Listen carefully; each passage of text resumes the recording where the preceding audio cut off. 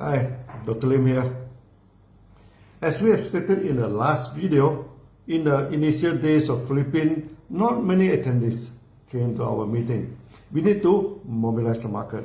The more people you can mobilize, the higher will be the sales. As simple as that.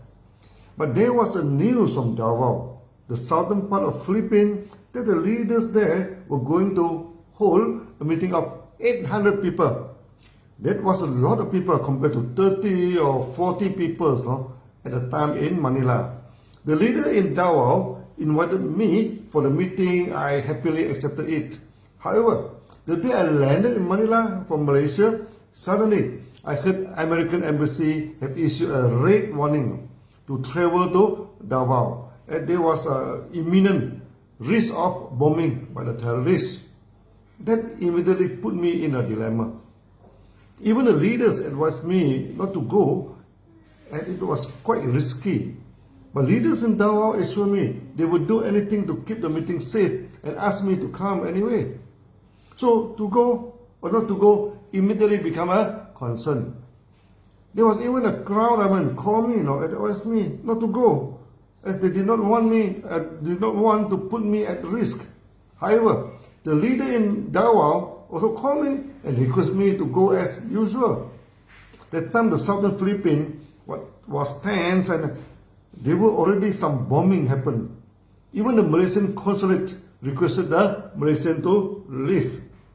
If I did not go, I would have lost the only chance I could meet up with so many people. That is bad for the market. In MLM, we try our best to always mobilize people. The more the better. The leader has spent so much effort to get so many people. They will tell them, sorry, I'm not going to come. If I went, then it was quite risky. My own life is one thing, So many souls gathered together, and a bombing was catastrophic. Tons of messages, ding dong between Manila and Davao. The leaders in Davao insisted we should check on everyone that entered the hall, and it should be safe. Finally, I decided to attend the meeting. We must keep up the promise not to meet the members. We shall not bow to danger and to all the threat posed by those idiots. I asked the leaders in Davao to engage some security experts to check on the entry, and only those who are deemed safe should enter the hall. At the time, I did not want to be a hero. I cut down the visit from 5 days to 2 days. Leave as soon as I have done the meeting. Many members were shocked. I decided to attend the mass meeting, call in at last minute to persuade me not to go. But I had made up my mind. That was the chance to mobilize the market in Philippines, and I'm not going to miss it. Upon arriving in Davao, I went to Malaysian consulate to register myself. The consulate immediately summoned me. He was visibly annoyed. He told me everyone was leaving now, and now he saw one hero who come here to try his luck, and told me quickly, my safety in Davao could not be guaranteed by her. I understand her concern and apologize to her. I told her I'm not coming here I'm just coming here to register myself, not to seek protection. In case any bombing happened, then there was one Malaysian with the name of Lim Seljin who was summoned by the Lord. That must have sounded funny, and he laughed and even offered a coffee to me. He advised me to leave immediately, once my job was done. I assured her I would. Then the meeting started. Member queue was so long, so many of them. The security was sweating all over to check on the bags, the body search. All attendees are scrutinized before they enter the hall. You know how many members have come for the meeting? Totally 1,500 members, almost double the original estimation. The hall was full and packed with people. Filipino are like the Malaysian. Go happy, very lucky. Even the sky may fall, they never care. Members started to cheer and applaud. then motivated me very much now. I gave the speech excitedly and gestured my hand while I told the members we would not take unnecessary risks in our life, but we also not bowing to danger and edicts. Let there be bomb or no bomb, our life proceed as usual. Member applauded as wild as my body gesture. That was one of the rare occasions I turned wild on the stage. The pressure mounting on me in the past few days due to the threat did turn me wild. The terrorists may mob us to meet our Lord, but we shall not back off. We want our life to continue as it should be. The meeting was a great success. Members cheered and laughed as I cracked one joke after the others.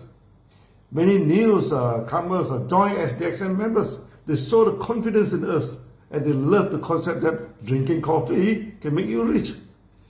After the meeting, the market in Philippines quickly took off and every month we achieved new sales record. Can you imagine what would happen if I did not attend the meeting? Not only 1,500 people would be disappointed. Members who could sense the non-confidence in the company. But when we show the courage and confidence and attend the gathering, the sense of belonging and family developed. A strong bond formed and a strong market resulted. The story of how we opened up the market in Davao was interesting too. Before this meeting, I did come to Davao to promote DXN. There was one member who was from one aloe vera company, American company, joined DXN and told me he faced a lot of problem in that company. He said the monthly maintenance of that company was product driven, not PV driven. In DXN, you can maintain your monthly sales by any products now, as long as the PV is satisfied. It does not matter which product you sell, okay? But that company requested you to maintain with certain purchase of the aloe vera. And the maintenance amount is much higher than that of DXN. He told me his upline has tore up half of the house now with aloe vera due to too much personal maintenance and the products were not sold as quickly as they maintained. Then he decided to bring his upline to meet me. I met his upline in the hotel and they did not want to show themselves in the DXN meeting. The upline told me they just came here to have some courtesy call on me, as they are just curious how can one MIM company sell coffee as a main product. They just come here to satisfy the curiosity and they would not join DXN. I was never worried by their refusal to join DXN, but it was interesting to compare the system of two companies. Most important, DXN standardized and synchronized the marketing plan worldwide. We only use one marketing plan. Also, our products like coffee are day-to-day products now. You don't need a professor to sell coffee. Anyone drink it and like it, they will. As we are selling real coffee, no artificial coffee essence, then sales become automatic. Once again, cheers, drink coffee to become a millionaire. Their eye open up now, hearing such a quote which shocks them. Last but not least, DXN, you need not maintain high maintenance per month. You need not stock up coffee. As I told them, the maintenance in your company is so high, most of you have to stock up the products. If you're not careful, you may take bath with aloe vera. When she heard of me about the stockpile of aloe vera and may need to take bath with it to exhaust it, the wife of the upline immediately burst into tears. She told her husband, why not just listen to Dr. Lim and let him explain more about the marketing plan and the low maintenance. Then I told them the definition of success in DXN. If we place you at any place, at any time, in any part of the world, you can survive and apply the one world, one marketing plan. Then you are a successful member. Then you become a real free man and free woman. That excited them. And they decided to join members. Then they mobilized the market and lead to the mass gathering I mentioned on top. Now in marketing, we should not take rejection negatively. There must be a reason why they reject. Most of the time they do not know us well. Then we should tell them the real story of DXN, promote simplicity, and invite them to be a free person. It always works at the end of the day because DXN is a real company.